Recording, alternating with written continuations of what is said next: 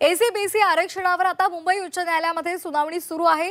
ACBC कायद्याच्या वैधतेला हायकोर्टामध्ये आव्हान देण्यात आलेलं असून एसीबीसी मधील 10% आरक्षणाचं आता नेमकं काय होणार याकडे सर्वांचं लक्ष लागलेलं आहे।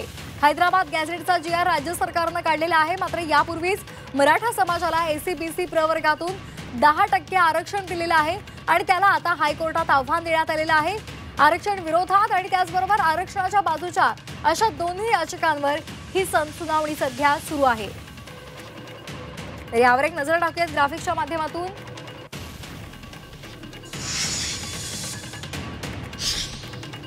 तर आपण पाहतोय एसीबीसी आरक्षणावर सध्या हायकोर्टात सुनावणी सुरू झालेली आहे।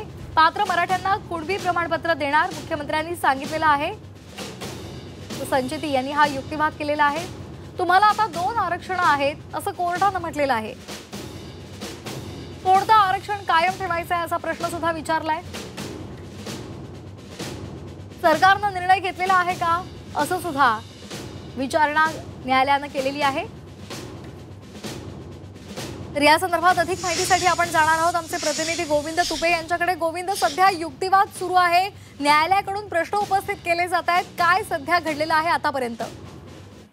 एकूणच जर आपण बघितलं तर न्यायमूर्ती रवींद्र घोगे यांच्या खंडपीठासमोर ही सगळी सुनावणी सुरू आहे आणि या सुनावणीच्या दरम्यान ज्या मुद्दे याचिकाकर्त्यांचे जे वकील आहेत प्रदीप संचेती त्यांनी उपस्थित केले की काही पात्र मराठा यांनाच कुणबी सर्टिफिकेट देणार असल्याचं मुख्यमंत्र्यांनी सांगितलं होतं। अशा पद्धतीचे मुद्दे जे आहेत ते संचेती यांनी उपस्थित केले आणि हे सगळे मुद्दे उपस्थित करत असताना न्यायमूर्तींनी एक प्रश्न उपस्थित केला की मराठा समाजाला आता 2 रिझर्वेशन आहेत, याबाबत काही राज्य सरकारने आणखी काही निर्णय घेतलेला आहे का? त्यातला कोणत्या रिझर्वेशनचा फायदा दिला जाणार याबाबत कोणता निर्णय घेण्यात आलेला आहे का? आणि कोणतं आरक्षण कायम ठेवलं जाणार अशा पद्धतीची प्रश्नाची सरबत्ती जी आहे ती न्यायमूर्ती घोगे यांनी केल्याचं पाहायला मिळतं आहे। आणि एकूणच त्यावर बोलताना प्रदीप संचेती जे आहे जे याचिकाकर्त्यांचे वकील आहेत त्यांनी असंही म्हटलेलं आहे की मराठा समाज जो आहे तो मागास नाहीये आणि त्यामुळं मागास घटकालाच या सगळ्या योजना असतील किंवा आरक्षण असतील याचा लाभ मिळू शकतो। अशा पद्धतीचा युक्तिवाद जो आहे तो संचिते यांच्याकडून करण्यात आल्याचं पाहायला मिळतं आहे।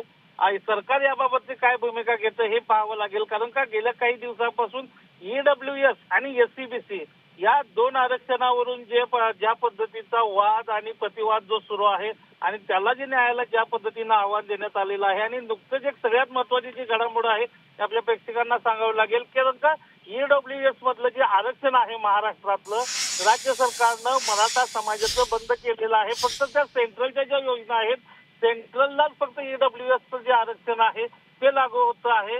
त्यामुळे आता मराठा समाजाला राज्यभरामध्ये फक्त एससीबीसीचं आरक्षण जे आहे ते मिळतं आहे।